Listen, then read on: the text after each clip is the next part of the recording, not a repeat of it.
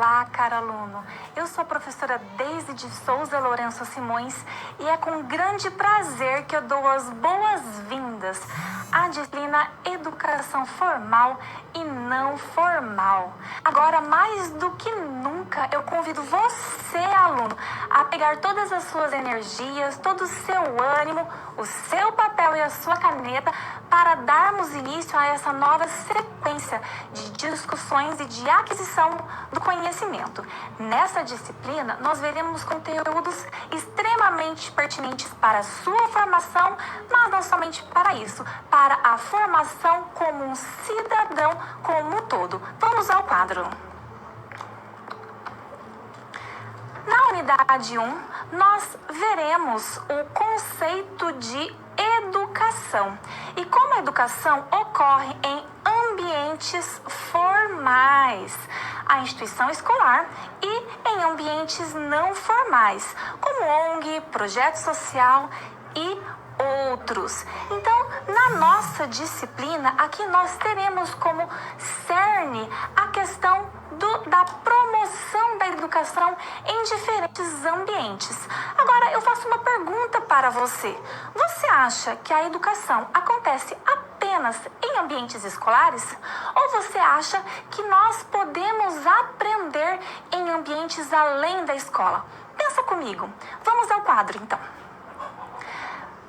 Nós vamos ver, então, na disciplina o conceito de educação, sendo o eixo central da nossa disciplina. Veremos, então, as características da educação formal, educação não formal e também educação informal. Daremos continuidade com os espaços de formação para educação formal e não formal, além da educação e políticas. Ainda nesse sentido, nós vamos conversar sobre o que é a educação, né? Já que nós estamos falando sobre educação, nós discutiremos exatamente esse conceito. O que é educação?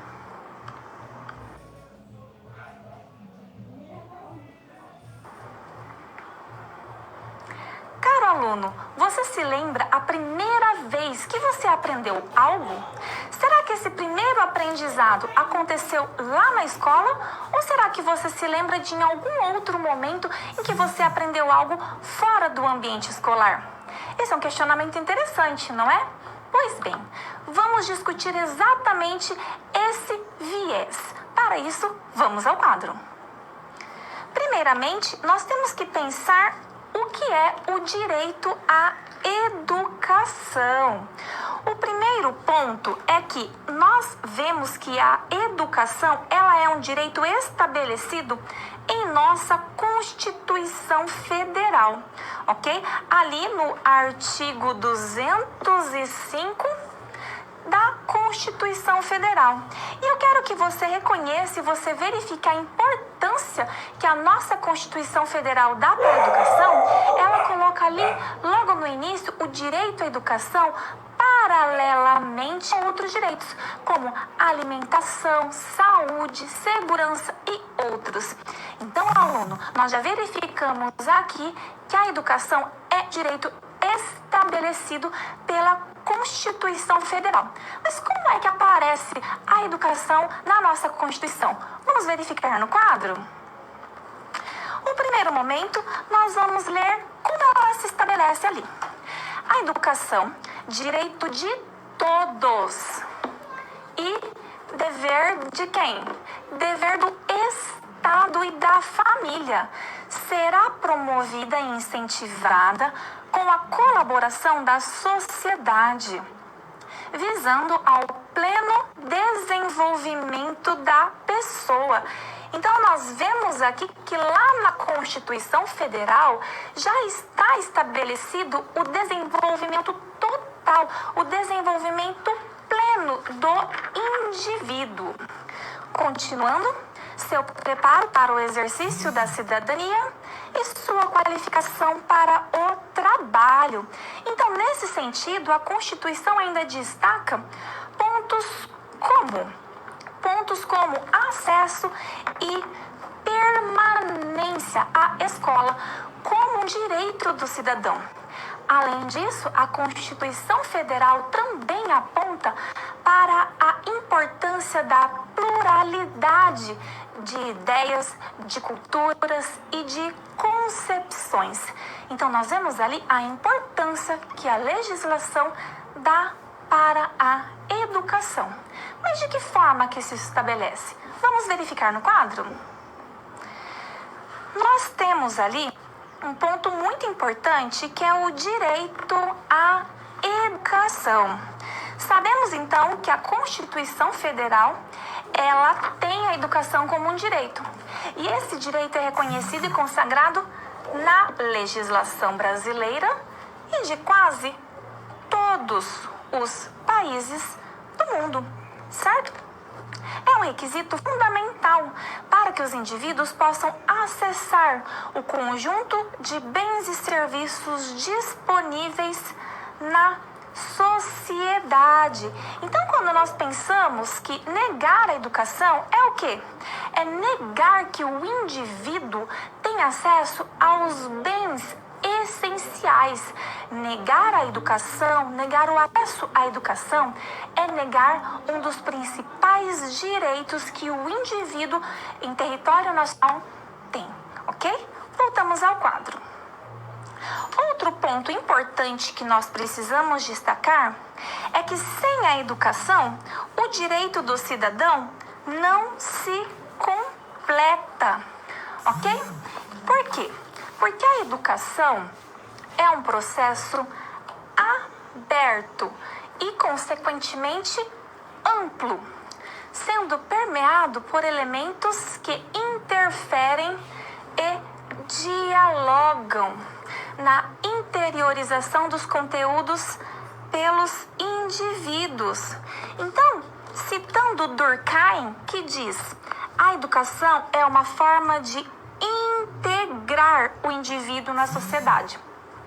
Para Durkheim, a educação não é somente promover saberes, mas uma forma de integrar o indivíduo na sociedade em que ele está inserido. Então, a educação pode assumir o quê? Formas múltiplas e realizar-se no campo social, cultural e psicológico. Então, nós podemos verificar que a educação, ela ocorre na vida do indivíduo desde o seu nascimento, desde os seus primeiros contatos com o mundo exterior até o último dia de sua vida.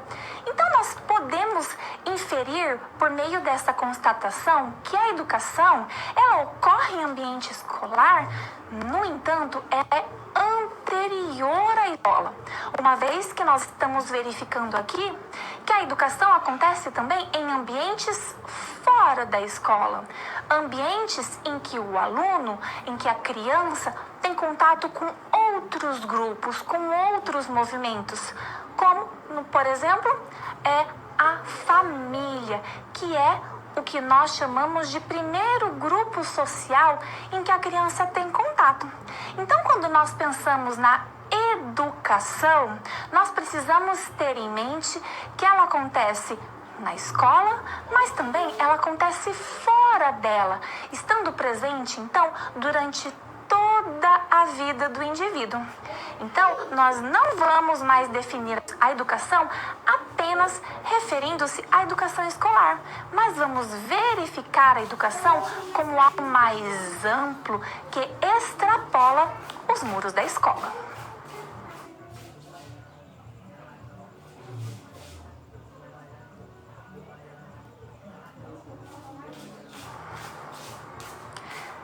A educação pode ser formal, não formal e informal. Pensando nisso, caro aluno, pense comigo. Em que esferas, em que contextos, em que momentos a educação pode acontecer? Sabemos que ela não acontecerá apenas dentro da escola. Mas então, onde é e de que forma, como que nós podemos estabelecer o processo de educação? Vamos ao quadro. Então, a educação pode ser formal, não formal e informal. Iniciamos com a educação formal. Quando nós pensamos em educação formal, automaticamente nós pensamos que ela está localizada, ela está relacionada com onde? A escola, com esse ambiente escolar. Vejamos aqui. A educação formal, ela apresenta um caráter intencional, regulamentada por uma legislação específica, planejada com o objetivo de formar o cidadão, formar o sujeito, para integrá-lo aos processos sociais, políticos, culturais e à prática social. Então, nós precisamos pensar, quando nós pensamos em escola, nós pensamos na educação formal, nós precisamos necessariamente associar a um processo de ensino e aprendizagem sistematizado e previamente planejado. Como assim sistematizado? A educação formal, ela tem como uma das principais características ser organizada, ser planejada, para atender à legislação que vigora, para atender os princípios já determinados pelo Estado, a fim de direcionar, a fim de nortear os processos educativos em ambiente formal. Outro ponto importante quando nós pensamos na educação formal é avaliarmos que ela é sistematizada a fim de alcançar objetivos previamente estruturados, previamente estabelecidos. Esses objetivos, eles são ajustados, eles são adequados consoante a legislação que rege o país.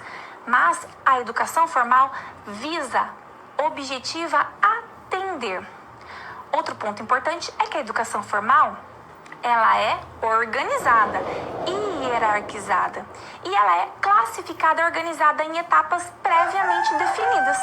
Pois bem, caso você não se lembre, eu vou refrescar a sua memória. Quais são as etapas? Nós podemos verificar que temos a educação básica e o ensino superior, certo? A educação básica, ela é formada por educação infantil, ensino fundamental e ensino médio. Então, esses três momentos são aqueles que perfazem a educação formal, ok? Sendo, então, a educação infantil dividida por creche e pré-escola, o ensino fundamental por anos iniciais do ensino fundamental e anos finais do ensino fundamental, ok? Vamos ao quadro, então, para continuar?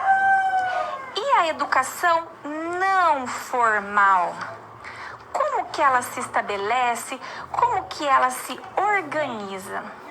Um ponto muito importante que nós precisamos destacar é que a educação não formal, ela também tem intencionalidade, ou seja, a sua organização, ela também é previamente planejada, porque ela tem uma intenção, ok? A prática pedagógica segue com planejamento e organização específica, com, claro, menor grau de estruturação e sistematização do que a educação formal, mas nem por isso deixa de ser previamente organizada e previamente planejada. Ponto importante é que a educação não formal, ela acontece onde? Fora do âmbito oficial, ou seja, a educação não formal, ela acontece fora da escola, em outros espaços. Esses espaços que são optativos, são espaços que estão relacionados, esses espaços se associam com a trajetória de vida do indivíduo, com a comunidade, com os grupos em que ele está inserido, com o contexto em que ele está inserido, ok? Outro ponto importante também é que a educação não formal não é obrigatória, diferente da educação formal. A educação não formal ela é optativa, ou seja, o indivíduo ele decide, ele opta por estar inserido, ele decide participar dessa esfera da educação não formal. Vamos voltar ao quadro. Outro viés pertinente é que nós temos vários exemplos de educação não formal, como, por exemplo, os movimentos sociais. Esses movimentos sociais, eles são pontos muito importantes a fim de complementar a formação escolar. Além disso, nós precisamos pensar em outras que são as principais características da educação não formal. E quais são elas? Quando nós pensamos na educação não formal, nós precisamos pensar que ela não é seriada, ou seja, não existe essa ideia de progressão de série e assim por diante. E um ponto essencial da educação não formal é justamente que ela promove, que ela se relaciona com laços afetivos do indivíduo, com os grupos a que pertence, do indivíduo com o convívio em que ele vai estabelecer por meio das práticas de educação não formal. Ainda, nós temos a conhecida educação informal. Importante destacar que há estudos, teóricos que não consideram a educação informal, apenas dividem em formal e não formal. Mas apenas para esclarecermos e trazer todos os importantes para você, vamos ao quadro verificar. A educação informal, ela se caracteriza justamente por se associar aos grupos sociais, ok? Ela auxilia na interiorização das primeiras normas, valores, formas de relacionamentos, laços afetivos, segurança e outros. Vamos destacar então, caro aluno, que a educação informal ela se relaciona com o ambiente em que o indivíduo é inserido. Normalmente, o primeiro grupo social, o primeiro ambiente de educação não formal é a família. Por isso que eu faço questão de reforçar para você a importância que a família tem no processo de ensino e aprendizagem, pois ela faz parte e ela é o primeiro grupo da educação da educação informal.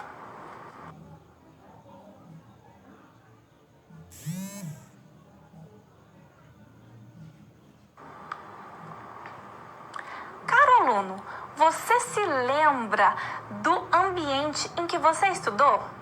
Busca aí na sua memória. Você se lembra da primeira escola que você frequentou? Algumas características dessa escola, algumas lembranças das aulas, da organização das carteiras, do professor. Todo mundo tem aquele professor que marca, não é? Eu tenho os meus, provavelmente, aluno, você tem os seus professores que marcaram. Então, por que eu estou te perguntando isso? Porque quando nós pensamos em educação formal, automaticamente nós pensamos na escola.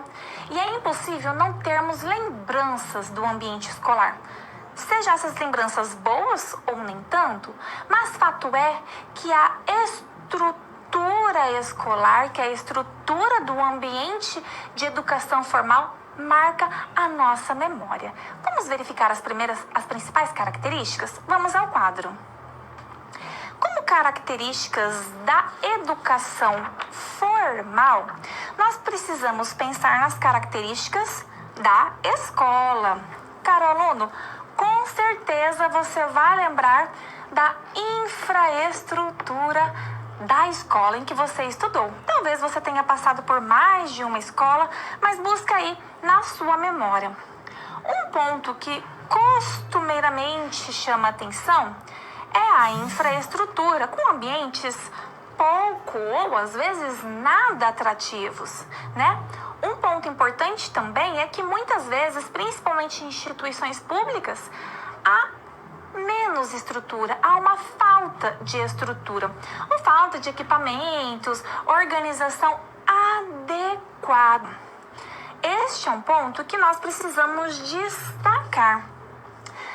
Outro ponto importante é a atitude que nós verificamos ali no ambiente escolar. Que atitude é essa, aluno? É aquela atitude que controla, que normatiza, que vigia, classifica e pune. Um ponto importante, aluno, que eu quero destacar para você é que estamos falando do geral. Normalmente são essas características, né? Justamente para manter a formalidade do ambiente, a formalidade que a escola pressupõe. Mas é muito comum nós lembrarmos, por exemplo, busquem na sua memória, das carteiras enfileiradas, um atrás do outro, certo? Salvo exceções, quando o professor queria fazer uma dinâmica que essa organização mudava, não é mesmo? Outro ponto importante que nós lembramos é um sistema hierarquizado, ou seja, o professor que detém aquele conhecimento, que transmite aquelas ideias, que passa aquelas informações. Não é disso que você se lembra na sua escola? Sabemos que existem modelos que são mais dinâmicos, que têm um processo mais dinâmico, mais dialético, mas em sua maioria nós conseguimos fazer a associação com esse modelo. Mas não é só isso, né? Voltamos ao quadro. Outro ponto importantíssimo é a questão da avaliação. Caro aluno, normalmente, como que é o processo de avaliação na escola? Normalmente, a escola ela tem um caráter de avaliação classificatória, ou seja, é uma avaliação que visa classificar o rendimento do aluno, comparar um aluno com o outro, por vezes até categorizar esses alunos, que é o que nós chamamos, que nós podemos associar à avaliação formativa. Mas todos esses vieses, todos esses pontos respingam na prática docente. Voltamos ao quadro.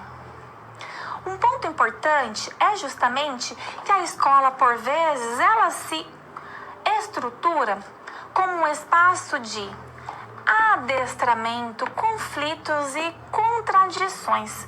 Quando nós pensamos em adestramento, nós podemos associar com a padronização de saberes e comportamentos, ok? Caracteriza ensino e aprendizagem de conteúdos sistematizados. De que forma? Em ordem sequencial, previamente estabelecida, previamente norteada, ok? Então são esses objetivos que norteiam a estrutura. Justamente nisso que nós destacamos. Educar para quê? Caro aluno, para que vamos educar os nossos alunos? Qual é o objetivo de ensino e aprendizagem? Esse questionamento é aquele que norteia, que alicerça a nossa estrutura, né? Temos várias dicotomias, temos vários elementos para pensar, como, por exemplo, as dualidades. Subsistência e consumismo, alienação, libertação, autonomia, criticidade, transformação da realidade e outros momentos e outras situações. E é justamente nisso que nós pensamos. Qual é a função social da escola? Para que a escola serve? E qual é o objetivo de termos uma educação escolar? Quando nós pensamos em escola, quando olhamos para esse ambiente de aprendizagens, nós pensamos a função social da escola é facilitar, é promover aprendizagens. Quando eu falo no plural, não é à toa, não é aleatório. É um campo de discussão de várias ideias, de disseminação de vários valores. Voltamos ao quadro. Então, a função social da escola, ela visa contribuir para a ampliação de oportunidades de aprendizagem e desenvolvimento do aluno, assegurando-lhe formação para o exercício da cidadania, além de procurar fornecer-lhe meio para progredir no trabalho e em estudos posteriores. Então, nós podemos ver que ali, na escola, nós temos meios de desenvolver diferentes competências e habilidades que o aluno ele precisa desenvolver. Além disso, um ponto muito importante é o exercício da cidadania. É justamente o exercício da formação do aluno como um ser crítico, como um ser pensante, aquele indivíduo que vai estar ocupando um papel de cidadão na sociedade em que ele se insere.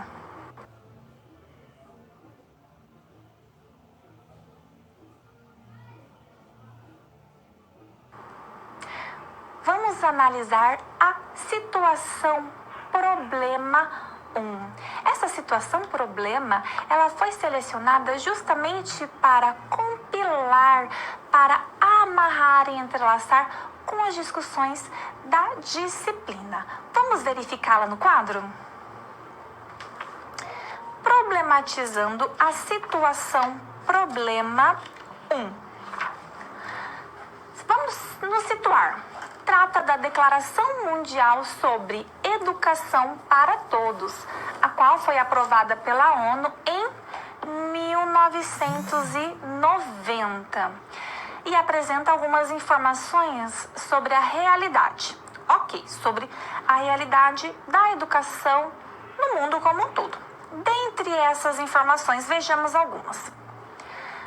Mais de 100 milhões de crianças não têm acesso ao ensino primário. Lembrando que quando nós pensamos no ensino primário e a gente olha aqui para o Brasil, o ensino primário é considerado o quê? Educação básica, certo? Outro dado importante, mais de 960 milhões de adultos são analfabetos. Muita gente analfabeta, não é? O analfabetismo funcional é um problema significativo em todos os países industrializados ou os países em desenvolvimento. Então, você está vendo, aluno, que nós temos dados preocupantes, dados alarmantes, não é mesmo? Nesse cenário, a partir deste cenário, vamos verificar. A declaração foi aprovada, então, no ano de 1990. Então, já se passaram muitos anos desde a sua aprovação. Considerando isso, reflita, aluno. Você consegue identificar situações parecidas com a realidade atual em que vivemos? Quais são os retratos encontrados nesse processo de mudança política em que estamos enfrentando? Então, aluno, o que eu quero que você faça agora, né? Já que nós estamos nesse momento mais reflexivo, nesse momento em que nós vamos olhar para as discussões, vamos fazer uma comparação, né? Nós vimos dados apresentados ali no que diz respeito ao cenário mundial. Então, são dados que englobam todo o planeta. Mas agora, aluno, eu quero que você pense hoje. Esses dados, esses cenários tão preocupantes, tão alarmantes, eles se relacionam de alguma forma com o que nós vivemos hoje? Então, eu vou te dar um minutinho e já voltamos para conversar sobre isso.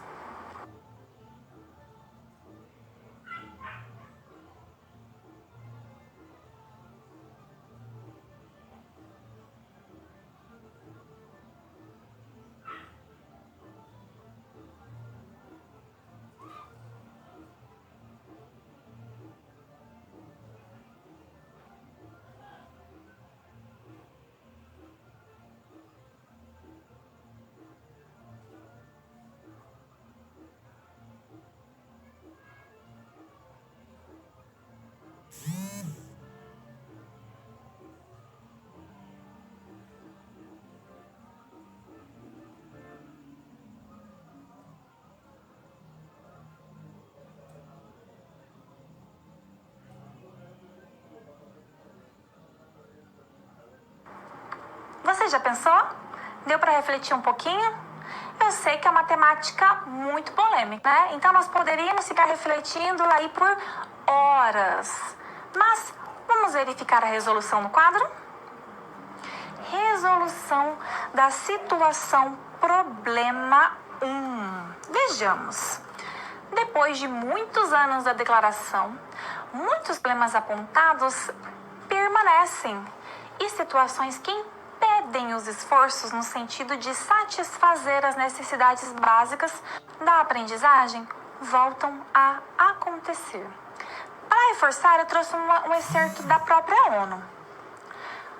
O aumento da dívida de muitos países, a ameaça de estagnação e decadência econômica, o rápido aumento da população, as diferenças econômicas crescentes entre as nações e dentro delas, a guerra, ocupação, lutas civis e violência.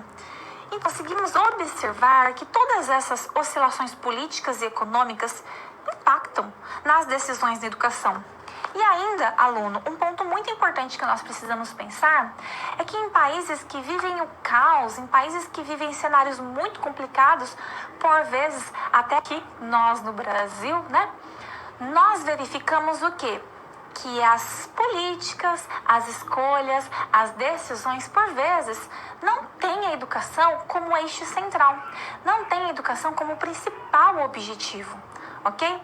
Então é justamente pensando nisso que nós precisamos associar cenário político, cenário econômico, cenário cultural às práticas e às políticas voltadas para a educação.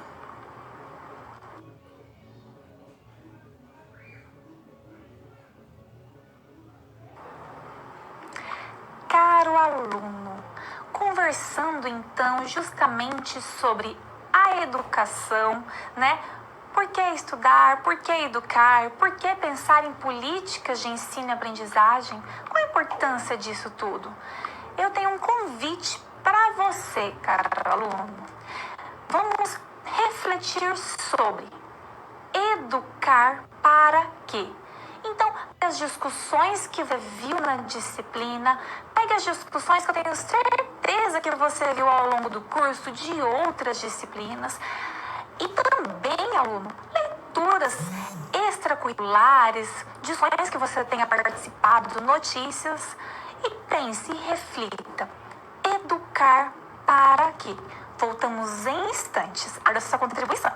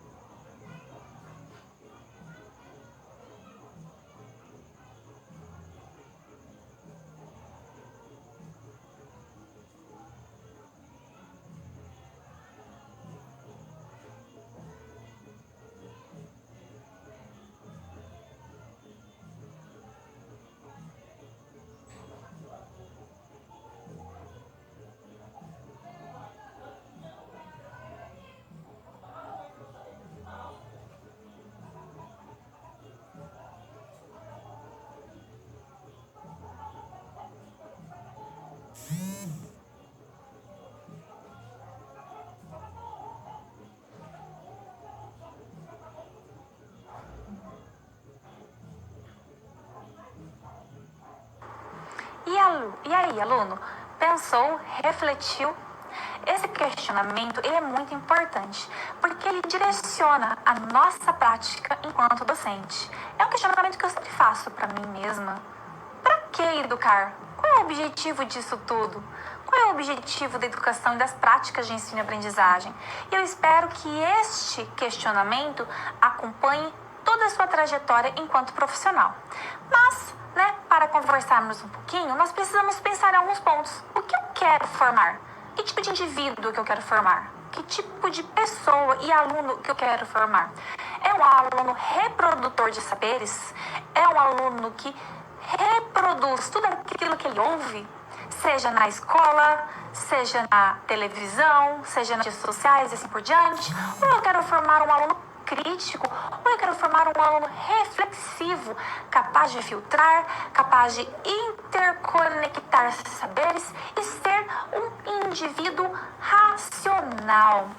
Esses questionamentos são muito pertinentes para direcionar a sua posição enquanto profissional na área da educação.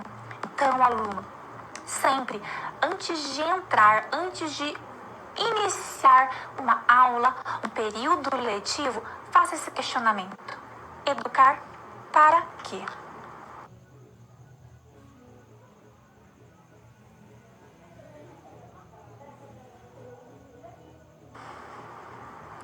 Caro aluno, eu tenho mais uma pergunta para você.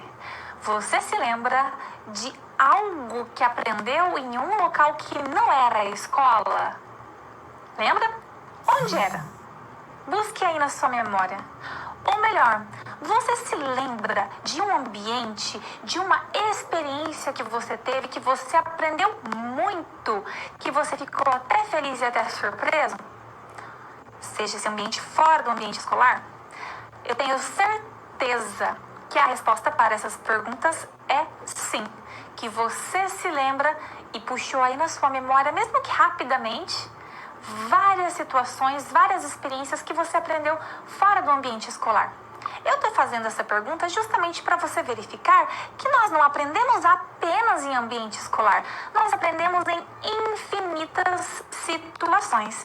E é por isso que nós chamamos de educação em espaços não escolares. Vamos verificar mais no quadro? Então, nós destacamos que existem novos espaços de formação. E esses novos espaços garantem o quê? Novos aprendizados. Então, um ponto que eu quero destacar para você, aluno, é que a aprendizagem política dos direitos dos indivíduos, formação para o trabalho, aprendizagem de habilidades, exercício de práticas para a organização de objetivos comunitários voltados à solução de problemas coletivos, conhecimento de conteúdos que possibilitam a leitura do mundo, entre tantas outras formas de aprendizagem.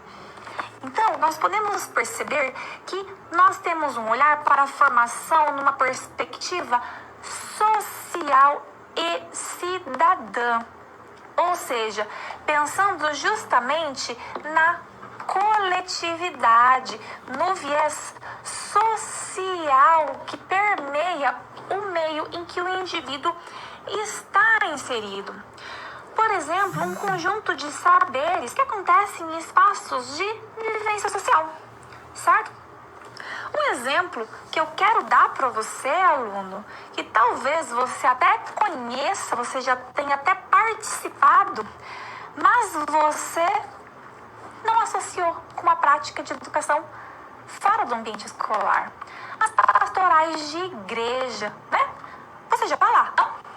As pastorais de igreja, seja igrejas evangélicas, igrejas católicas e assim por diante, elas costumam ter movimentos, costumam ter práticas para ensinar um ofício, ensinar uma habilidade, ensinar a comunicação, ensinar um trabalho e assim por diante. Então esse é um excelente exemplo, ok? Além das pastorais, eu quero destacar para você os movimentos sociais. Como assim movimentos sociais? São vários movimentos que visam atuar ali na comunidade, atuar ali naquele âmbito, naquele ambiente para promover saberes, para promover conhecimentos. Okay? E esses ambientes, eles têm características diferentes daquelas características formais do ambiente escolar. Mas eles promovem muito conhecimento e eles promovem muito aprendizado. Vamos voltar ao quadro? Temos aqui ainda outros exemplos de espaços para a promoção de educação. Quero destacar para vocês também, além dos movimentos sociais, conselhos, conferências locais, para a formação, participação política e assim por diante. Dentre as infinitas possibilidades que nós temos, eu trouxe aqui mais 4 momentos para vocês verificarem, ok? O primeiro que eu quero destacar é o projeto social. Pessoal, projeto social tem ganhado cada vez mais espaço e importância quando nós pensamos na promoção da educação. E se você não sabe o que é um projeto social, vamos lá. Projeto social é um trabalho sem fins lucrativos, ok? Então, quem organiza, quem promove, não objetiva lucro com o projeto social. Um ponto importante é que ele busca minimizar, amenizar essa desigualdade social, econômica, cultural, ok? Além do projeto social, nós temos as ONGs. As ONGs, provavelmente você já ouviu esse nome, né? O que é uma ONG? É uma organização não governamental. O próprio nome já traz uma pista para nós do que se trata. Uma ONG, ela não tem veiculação estatal, ela não tem subordinação estatal. Ou seja, é um projeto, é um grupo, é uma organização sem vínculo com partido, com organizações estatais. Outro ponto importante da ONG é que ela não tem fins lucrativos. Os fins das ONGs são justamente atuar na sociedade, atuar na comunidade, promovendo saberes, promovendo práticas sociais, trazendo possibilidades para grupos sociais, para comunidades que por vezes não teriam se ali não tivesse uma ONG inserida. Tanto os projetos sociais quanto as ONGs, elas fazem trabalhos muito interessantes em comunidades, muitas vezes e principalmente em comunidades mais carentes. E é justamente ali nessas comunidades que o alcance da população aos benefícios, às ofertas, é menor. Sabendo disso, que os projetos sociais e as ONGs atuam exatamente ali. Mas não temos só essas opções. Vamos voltar ao quadro? Outro ponto muito importante de aprendizado são os museus. Gente, lá no museu nós aprendemos muito, não é mesmo? O museu, ele preserva itens históricos ou itens temáticos, né? Tem museus que são temáticos, por exemplo, o Museu do Carro e assim por diante. E tem o objetivo justamente de promover e disseminar informações. E também temos os centros comunitários. Os centros comunitários se caracterizam por ser estruturas polivalentes. O que são estruturas polivalentes, caro aluno? São ambientes que aglomeram, que reúnem objetivos diferentes. Então, são ensinadas habilidades diferentes, ofícios diferentes, é disseminada informação diferente, mas sempre com o objetivo de disseminar, de levar o conhecimento, que são os principais objetivos dos movimentos. Mas temos mais. Vamos ao quadro? Dentre as possibilidades para a educação não formal, nós temos aqui aprender uma profissão, o desenvolvimento de valores, as práticas sociais, o desenvolvimento social e assim por diante.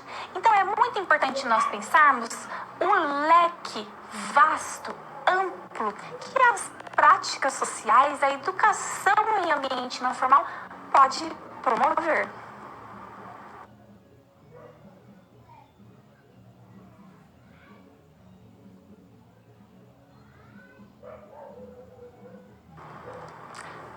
Quando você pensa em cultura e política, o que vem à sua mente? Somente eleições, políticos e assim por diante? Se é isso, preste atenção, porque a política ela é muito mais do que uma eleição, do que um candidato, do que um eleito e assim por diante. Vamos verificar no quadro? Quando pensamos em política, nós precisamos associar automaticamente a educação, uma vez que essa relação é fundamental para a criação de visões críticas e aprofundadas sobre fenômenos da realidade, que exigem o quê? Uma postura. Nesse sentido, aluno, eu te pergunto, você já precisou se posicionar frente a algum assunto? Você já precisou argumentar frente a algum ponto? Pois bem, se você já precisou, eu destaco aqui para você a importância da relação entre educação e política. Por quê, caro aluno? A educação deve fornecer aos indivíduos elementos necessários para uma leitura crítica da realidade, a fim de fazê-lo tomar posição sobre as questões políticas, sociais e econômicas. Isso nem sempre ocorre, porque a própria educação submete-se a um sistema de poder, ou ainda exerce uma violência simbólica sobre os indivíduos, os quais não conseguem alcançar em sua formação uma visão crítica da realidade. Então, aluno, quando nós pensamos nessa relação entre política e escola e educação, nós precisamos ter em mente a importância de formar indivíduos que sejam capazes de ser críticos, de serem avaliativos. Como assim? Nós vamos pensar em formar não apenas alunos reprodutores de saberes, reprodutores de conhecimento. Não aquele indivíduo que ouve uma notícia num jornal e simplesmente reproduz, como se fosse um papagaio. Ele reproduz aquilo que ele ouve. O nosso objetivo não é esse, caro aluno.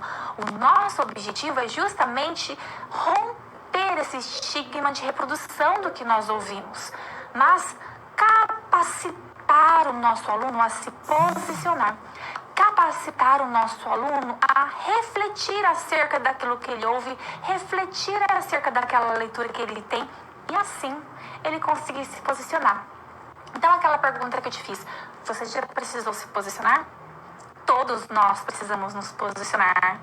Mas é papel da escola garantir que o indivíduo, que o aluno se posicione com base em argumentos sólidos, com base em discussões, com base em saberes.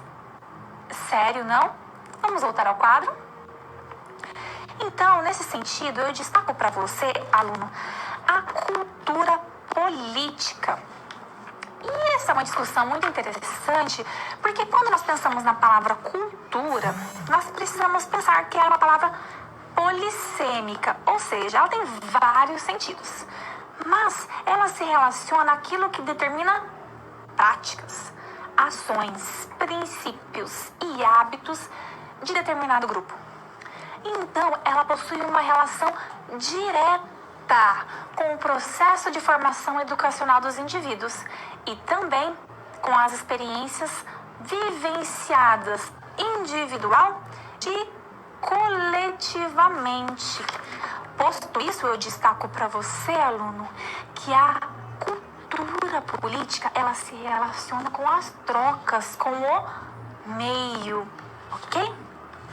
Então, ela representa a influência dessas crenças, desses sentimentos e valores na sociedade como um todo. Por isso que nós precisamos pensar que a cultura política, esse viés, ele impacta diretamente na concepção que nós temos de democracia. Uma vez que são ideias, são valores, são concepções, são verdades que estão ali numa arena duelando para ver quais terão peso, quais terão impacto na sociedade. Voltamos ao quadro. Então, não é possível falar em educação neutra. Nós vemos, atualmente, muitas pessoas falam que a educação tem que ser neutra, mas não é possível pensarmos em educação neutra. Por quê? Quando nós pensamos em educação, em relação à formação política, a própria noção de neutralidade, ela já carrega um posicionamento político. Então, quando nós pensamos em ser neutros, isso já é um posicionamento. Então, é impossível pensarmos em uma educação neutra, ok? Justamente porque ela representa as reações frente ao cenário. Que reações são essas? Pode ser uma reação de apatia, uma reação de alienação, de indignação, de grau de confiança, tolerância, adesão, recusa, identidade partidária e assim por diante. Fato é, caro aluno, que não tem como pensarmos em educação neutra. Vejamos aqui. A educação é entendida como um princípio de formação crítica de indivíduos para a mudança da realidade, o que impõe-nos uma intermediação direta com a formação política do sujeito. Como assim? A formação política, ela vai oferecer subsídios, ela vai oferecer conteúdos estruturantes para uma base sólida para o nosso aluno, para o nosso cidadão. Então, quando nós pensamos em neutralidade, ela é inexistente, pois a educação tem como responsabilidade formar um indivíduo crítico, reflexivo e capaz de se posicionar. Mesmo que se posicionando de maneira neutra, lembramos que isso é também um posicionamento.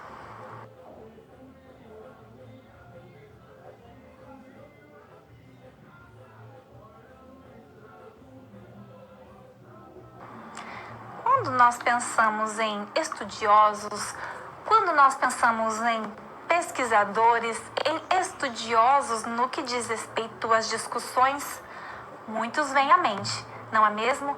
Isso acontece porque nossa prática, em nossas pesquisas, em nossos estudos, nós sempre nos respaldamos, nós sempre nos alicerçamos naqueles que se debruçaram por anos para estudar, para refletir, para analisar.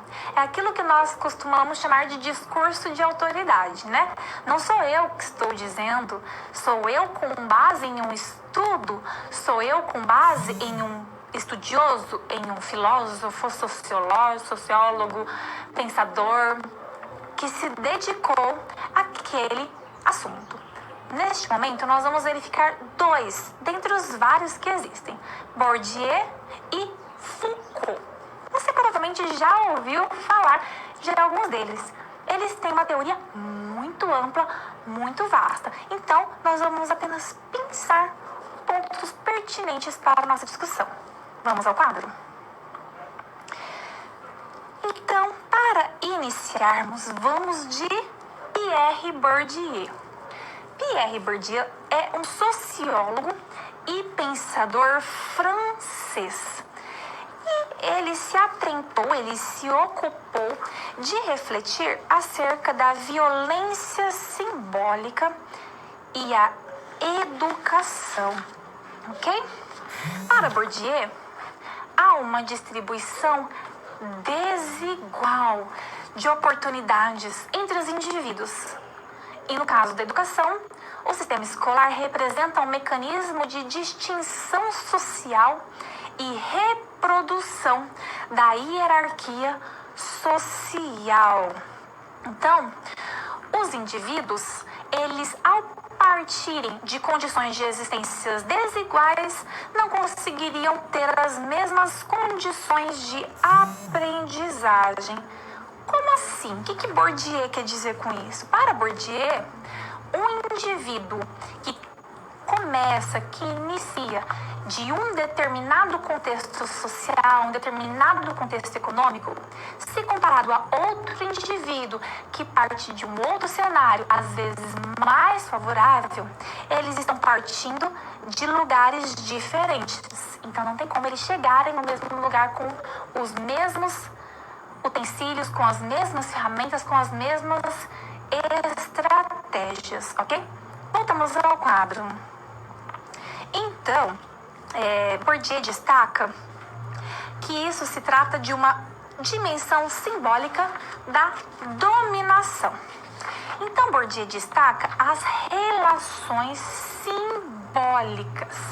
Para ele, as relações simbólicas e não simbólicas existentes no seio familiar, que é o primeiro grupo que o indivíduo tem contato, tem impacto no processo de desenvolvimento de conhecimento e da linguagem, a qual promove uma produção diferenciada com relação ao saber. Então, essas relações simbólicas, elas são invisíveis, não se enxergam, mas elas são atuantes. Elas têm impacto direto nas relações sociais que nós vemos. Então, como assim? Para Bourdieu, todas essas relações sociais, todo o contato que o indivíduo tem ou não tem com o aprendizado, né? Tudo que ele tem ali no ambiente familiar, seja uma prática linguística, um acervo cultural, experiências, conhecimentos, leituras, acesso à informação, tudo isso vai interferir, vai atuar na formação dele. Então, para Bourdieu, as práticas que ocorrem no seio familiar, as experiências que ocorrem no seio familiar, têm um impacto direto no que o indivíduo vai se tornar.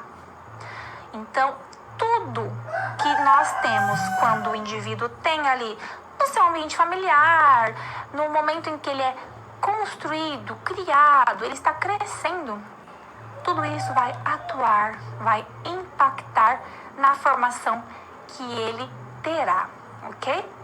Vamos então verificar o que Foucault diz. Vamos ao quadro. Foucault se ocupou de associar as relações de poder e a educação. Foucault é um filósofo francês muito conhecido, não é mesmo?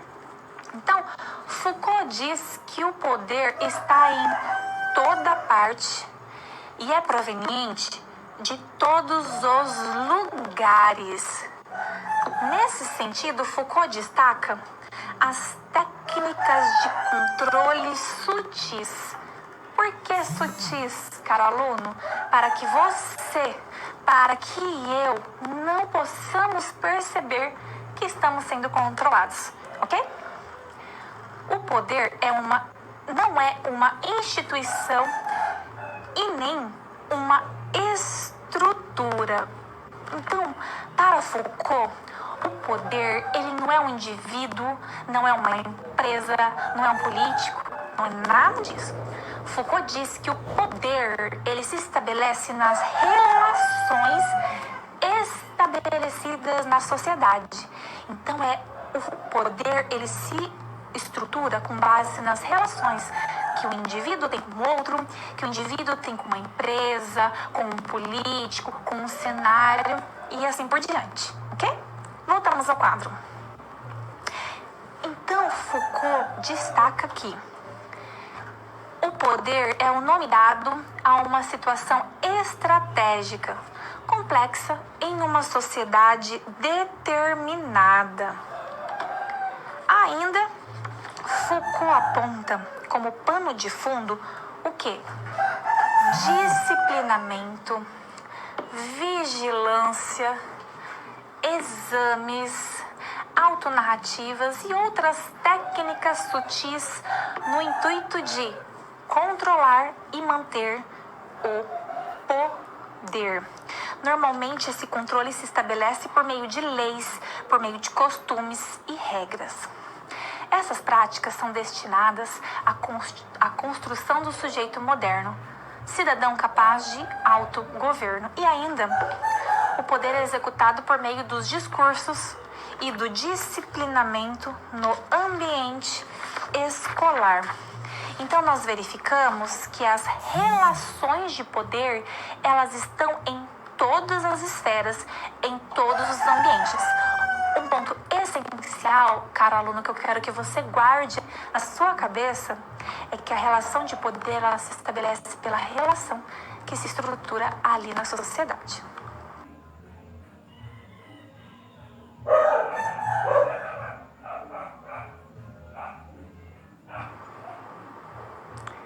Aluno, vamos conversar sobre uma situação problema número 2. A situação problema tem como título fechamento de escolas. Vamos ao quadro para nos contextualizarmos. Problematizando a situação problema 2. Vamos analisar o cenário. Fechamento de 37 mil escolas de campo e mais a tentativa do governo paulista de fechar 94 escolas. Nesse caso específico que eu trago para vocês, o governo de São Paulo justifica o fechamento com o argumento de reorganização do ensino no estado. Essa é a justificativa que o governo trouxe, ok? Diante desse cenário, qual é o papel do professor? Então, aluno, analise esse cenário, analise a situação de fechamento de escolas ali que aconteceu no estado de São Paulo, mas que poderia ter acontecido em quaisquer lugares, ok? Diante desse cenário de fechamento de escolas, qual deve ser a postura do professor? Minutinhos para pensar e já voltamos.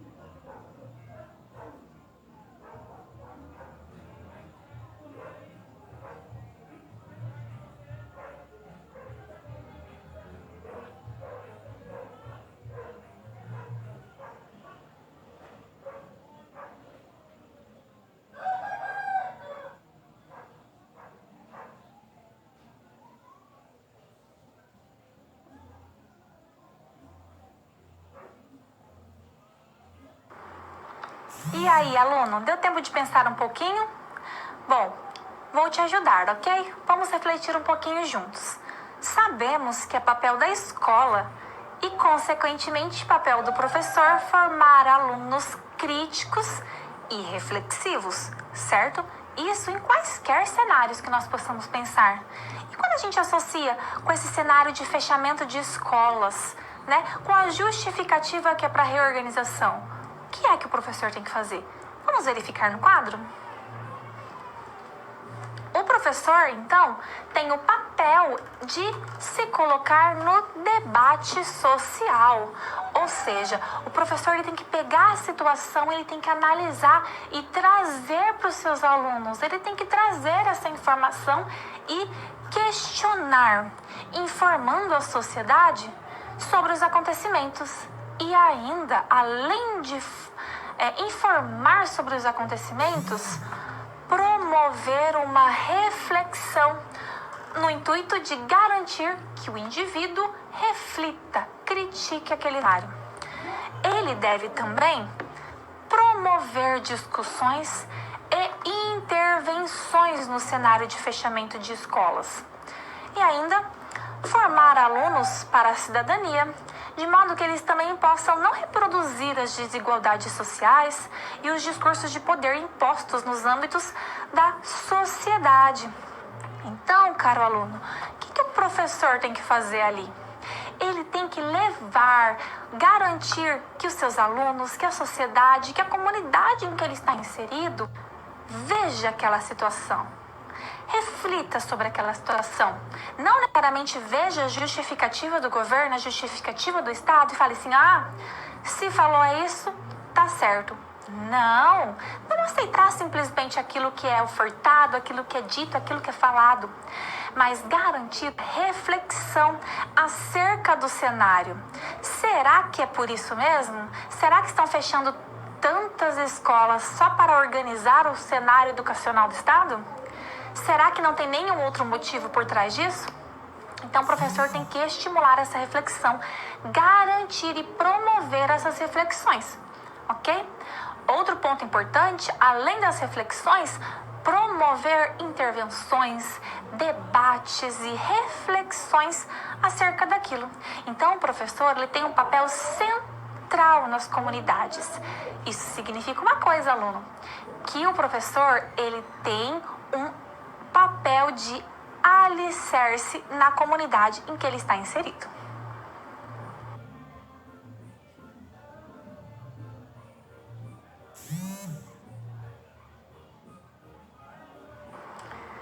Caro aluno, vamos então para mais uma reflexão? Neste momento, eu te convido a pensar sobre qual é o papel da educação não formal, ou seja, o que a educação não formal pode contribuir, pode promover para os processos de ensino e aprendizagem. Pegue todo o seu conhecimento, resgate todos os saberes que você tem aí, por mais que você pense que não tem, você tem sim. Pode usar a caneta, pode refletir, mas pense sobre isso. Voltamos já já para conversarmos mais um pouquinho.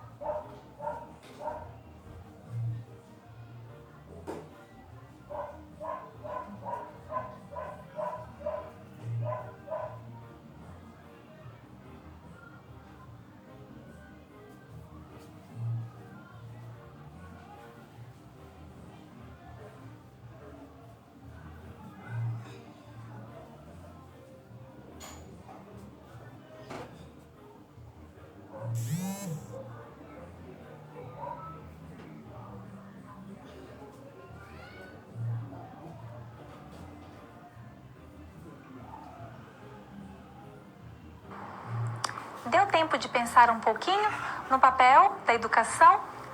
Pois bem, pode ser que você tenha pensado em vários pontos, mas eu vou trazer alguns aqui que são muito pertinentes, como, por exemplo, a formação do indivíduo crítico, daquele indivíduo que se posiciona frente aos cenários, frente aos acontecimentos, frente às informações que ele tem acesso. Você pensou nisso, não pensou? Eu sei, é a primeira coisa que vem à mente mesmo, né?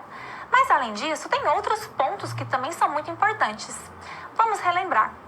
Um deles é a ideia de afetividade e de pertencimento a um determinado grupo social, né?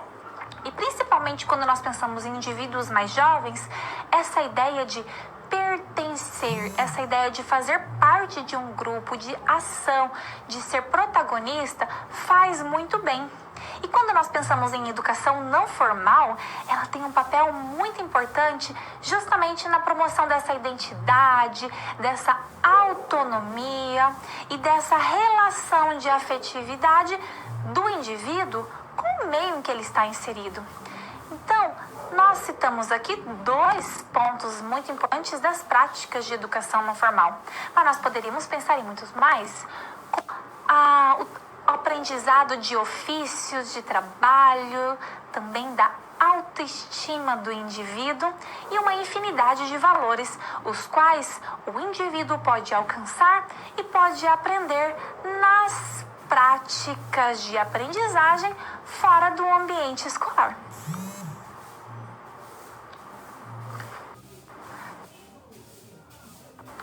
E na nossa aula de hoje, nós verificamos vários conceitos importantes, né? O primeiro que nós vimos é o conceito de educação, né? Muito se fala que o indivíduo é educado, o indivíduo não é educado e assim por diante, mas o que é a educação propriamente dita, né?